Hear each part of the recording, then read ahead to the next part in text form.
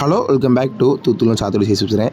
இது என்னென்னா மணியண்ணன் கல்யாணத்தில் எடுத்தது இருந்தது. நிறைய செலிப்ரிட்டி பார்த்தேன். நான் நிறைய ஃபோன்லேயே பார்த்தவங்கள, டிவியில் பார்த்தவங்களாம் நிறைய பேர் பார்த்தேன். எனக்கு ரொம்ப ஆச்சரியமாக இருந்துச்சு. நிறைய பேர்கிட்ட போய் ஃபோட்டோ எடுக்க கொஞ்சம் தயக்கமாக இருந்துச்சு. நம்மளையும் 1-2 பேர் தெரிஞ்சு அவங்கள்ட்டலாம் ஃபோட்டோ எடுத்தேன். என்ன பார்த்துருக்கீங்களா கேட்டேன். பார்த்துருக்கேன் தம்பி, 1-2 வீடியோ பார்த்துருக்கேன் அப்படின்னு சொன்னாங்க. ஆனால் எனக்கு கொஞ்சம் தயக்கமாக இருந்துச்சு. ஏன்னா நம்மளும் ஒரு நாள் இப்படி ஆகும், நம்மளையும் ஒரு நாள் 4 பேத்துக்கு 5 பேர் தெரியும், அப்போது நம்ம ஃபோட்டோ எடுத்துக்கலாம் அப்படின்னு ஒரு தயக்கத்தில் நான் நிறைய பேர்கிட்ட ஃபோட்டோ எடுக்கவே இல்லை. நிறைய பேரை பார்த்தேன், நிறைய பேர்கிட்ட ஃபோட்டோ எடுக்கல. ஆனால் ஒருத்தர்கிட்ட கேட்டேன், ஒரே ஒருத்தர் நானே தான் போய் கேட்டேன், ப்ரோ உங்கள்கிட்ட வீடியோ எடுக்கணும் ப்ரோ அப்படின்னு. அதெல்லாம் ஒன்றும் பிரச்சனை இல்லை, எடுத்துக்கலாம் அப்படின்னாங்க.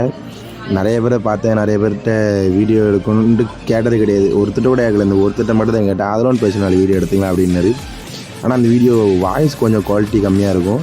வீடியோ போடுறேன், எப்படி இருக்குன்னு பார்த்து சொல்லுங்கண்ணா, சரிங்களா? இப்போவும் சொல்கிறேன், வீடியோ கொஞ்சம் வாய்ஸ் குவாலிட்டியாக இருக்காது, வீடியோவும் கொஞ்சம் குவாலிட்டியாக இருக்காது. கொஞ்சம் பார்த்து ரிப்ளை பண்ணுங்கண்ணா, சரிங்களா?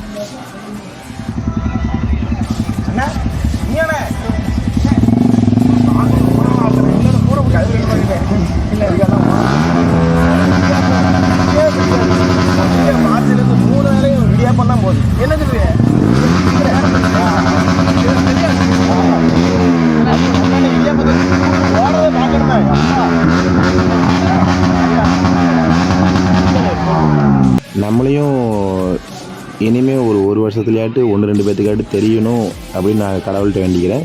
நானும் முயற்சி பண்ணுவேன். இவரே மாதிரி தெரியுதோ இல்லையோ, நம்மளே ஒரு 4 பேத்துக்கு தெரிஞ்சு ஃபோட்டோ எடுக்கணும், எனக்கு ஒரு ஆசை அது.